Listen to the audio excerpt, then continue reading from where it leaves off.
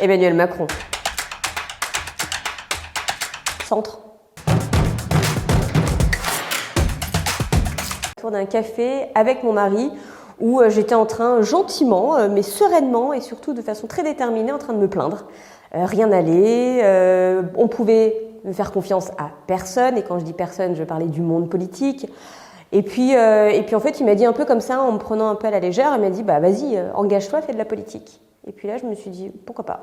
Je vois qu'un candidat apparaît, un certain Emmanuel Macron. Puis là, je me dis oh bon, puis il sort un livre, donc bon, je me dis bon. La lecture de ce livre a été un déclic parce que pour une fois, j'ai pas eu quelqu'un qui a essayé de m'endormir, mais qui me disait clairement, au travers de ces lignes, au travers de ce livre, eh bien, regarde la vérité telle qu'elle est, regarde le réel, et ensemble, on peut faire en sorte qu'il change, on peut faire en sorte de le réformer, mais également de le protéger.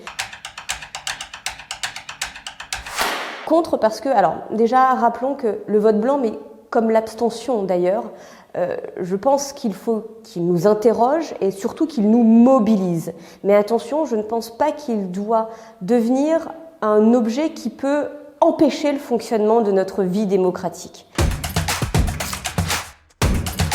Déjà, j'aimerais qu'on casse une chimère, un fantasme qui court en ce moment, qui pourrait dire que les jeunes ne votent pas, donc ils ne sont pas intéressés. Je pense qu'au contraire, plus que jamais, les jeunes sont intéressés à la vie de la politique, à la vie de la cité. Aujourd'hui, l'abstention ne touche pas que les jeunes.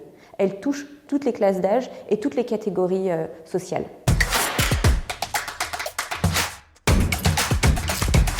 En 3 mots, je pense que s'il représente l'équilibre, il représente la compétence et il représente l'expérience. Et Emmanuel Macron est aujourd'hui, pour moi, le seul candidat capable de relever ces défis pour la simple et bonne raison que d'une, il n'y aura pas de jour sans, il n'y aura pas de domaine où il dira « je ne sais pas », « je ne suis pas à l'aise »,« je ne peux pas »,« je n'ai pas compris » ou « ça ne m'intéresse pas ».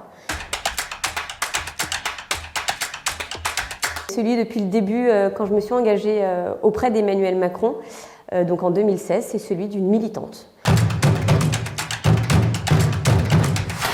Mon thème de prédilection, c'est de faire en sorte que la politique ne soit pas simplement le fait de rapporter la parole des autres, mais de faire en sorte que ces autres puissent s'inscrire dans la politique. Et quand je parle de ces autres, je parle aussi de moi, parce que pendant longtemps, je n'ai pas voulu m'engager en politique parce que j'avais l'impression qu'on passait son temps à me demander mon avis, mais qu'au final, à part me demander mon avis, on n'en faisait pas grand-chose.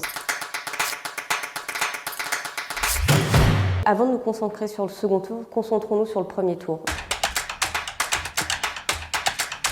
Alors à coup sûr, mais vraiment à coup sûr, je serai en terrasse avec des amis en train de prendre l'apéro, je l'espère, au soleil à Paris.